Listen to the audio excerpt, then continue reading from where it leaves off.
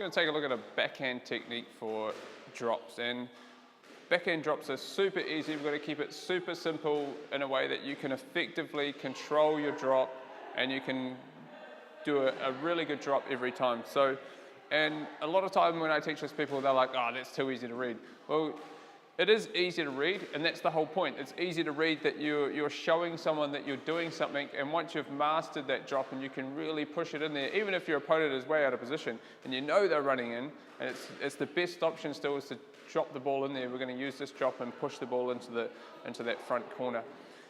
And it's really simple.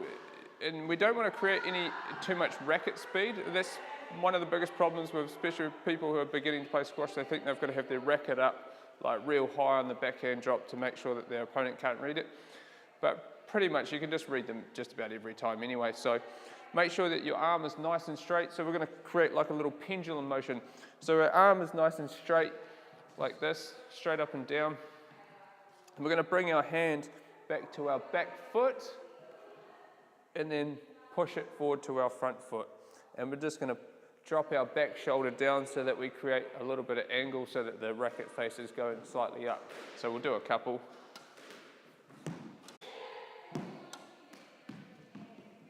So remember to learn this technique of pushing the ball in before you start cutting the ball. And whether you're cutting it underneath or just on the side, make sure you're pushing the ball and you've got full control of the ball before you start adding cut onto the ball. So from this technique, I'm going to show you a couple other little things. So from this super simple technique of just pushing the ball into that front corner, we're showing our opponent what we're doing with the ball. Once you've got this mastered, then we can add other things in that can make it deceptive. So because we're showing them where we're pushing the ball and our racket face is low, going very straight, it looks like we're pushing the ball into that corner. But instead of pushing the ball into the corner, we can add a lob because our racket face is so low. So when your racket face is there, push it forward to about halfway and then lift the ball up.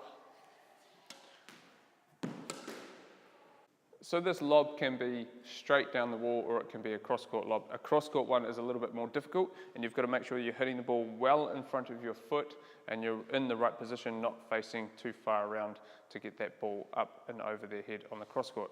And another thing you can do is you can flick the ball. So you hold your racket nice and low and you don't really have to push too far forward and you're going to let the ball come right back. And what you're going to do is turn your elbow in towards you and you're going to pull your wrist around. So it looks like you're going to go for that nice little short drop and you can go forward and then across, or you can just hold it, and then flick, right? So we'll give that a go.